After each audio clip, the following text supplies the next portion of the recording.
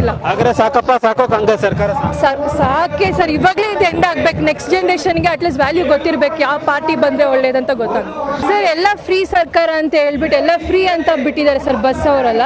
But bus free ಇಂದರಿಂದ ಎಷ್ಟು college students ಕಷ್ಟ ಆಗಿದೆ ಅಂದರೆ, ಟೈಮ್ಗೆ ಎಲ್ಲರೂ ವಿಮೆನ್ಸ್ ಎಲ್ಲರೂ ಫ್ರೀ ಅಂತ ಹೇಳ್ಬಿಟ್ಟು ಮಾರ್ನಿಂಗ್ ಏರ್ಲಿ ಮಾರ್ನಿಂಗ್ ಎಲ್ಲಾದರೂ ಹೋಗೋದು, ಕಾಲೇಜ್ ಟೈಮ್ಸಲ್ಲಿ ಹೋಗೋದು, ಈವ್ನಿಂಗ್ ಕಾಲೇಜ್ ಟೈಮಿಂದ ಬರೋದು, ಈ ಥರ ಫೆಸಿಲಿಟೀಸಿಂದ ಕಾಲೇಜ್ ಮಕ್ಳಿಗೆ ರೆಗ್ಯುಲರಾಗಿ ಕಾಲೇಜ್ ಅಟೆಂಡ್ ಮಾಡೋಕ್ಕಾಗ್ತಿಲ್ಲ ಸರ್. ಅಟೆಂಡೆನ್ಸ್ ಶಾರ್ಟೇಜ್ ಆಗ್ತಿದೆ, ಅವ್ರ ಫ್ಯೂಚರೇ ಸ್ಪಾಯ್ಲ್ ಆಗ್ತಿದೆಲ್ಲ ಸರ್. ಫ್ರೀ ವಿಮೆನ್ಸ್ ಅಂತ ಹೋಗ್ಬಿಟ್ಟು ಎಲ್ಲ ವಿಮೆನ್ಸ್ ಎಲ್ಲರೂ ಹೋಗ್ತಿರೋ ಬರ್ತಿದ್ದಾರೆ, ಎಲ್ಲೂ ಫೆಸಿಲಿಟೀಸ್ ಕರೆಕ್ಟಾಗಿಲ್ಲ ಸರ್. ರಶ್ ಇರುತ್ತೆ ಸರ್, ಒಳಗಡೆ ಬಸ್ಸಲ್ಲಿ ರಶ್ ಇರುತ್ತೆ, ಆ ಥರ ಪ್ರಾಬ್ಲಮ್ ಜಾಸ್ತಿ ಆಗಿದೆ. ಈ ಸರ್ಕಾರ ಬಂದು ಭ್ರಷ್ಟ ಸರ್ಕಾರ. ಈ ಸರ್ಕಾರ 5 ವರ್ಷ ಪೂರ್ತಿ ಮಾಡಲ್ಲ. ಇವ್ರ ಕೈಯಲ್ಲಿ ಏನು ಮಾಡೋಕ್ಕಾಗಲ್ಲ ಜನಕ್ಕೆ. ಅಭಿವೃದ್ಧಿ ಅಂತೂ ಶೂನ್ಯ ಆಗಿದೆ.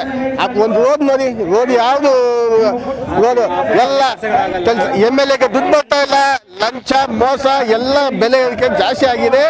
ಈ ಸರ್ಕಾರ ಮೋಸ ಸರ್ಕಾರ ಆಗಿದೆ. ಕಾಂಗ್ರೆಸ್ ಸರ್ಕಾರ ಬೇಕಾ ಬೇಡವಾ?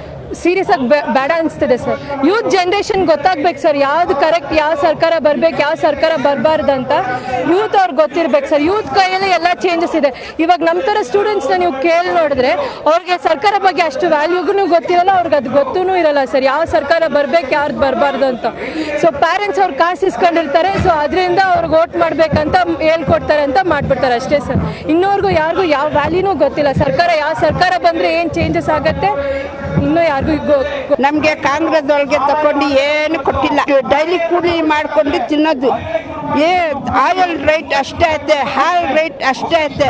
ನಮಗೆ ತಗೊಂಡಾಗೆ ಕಷ್ಟ ಆಗ್ತೈತೆ, ಏನೂ ಸಿಕ್ಕಲ್ಲ ನಮಗೆ. ಆ ಥರನೇ ನಾವು ಕೆಲಸ ಕೂಲಿ ಮಾಡ್ತೀವಿ, ಅದನ್ನು ನಮಗೆ ಸಿಕ್ಕ ಇಲ್ಲ. ಅಲ್ಲಿ ನೋಡಿ ಇವಾಗ ಹಾಲ್ಗೆ 33 ರೂಪೀಸ್ ಎಕ್ಸ್ಟ್ರಾ ಆಗಿದೆ.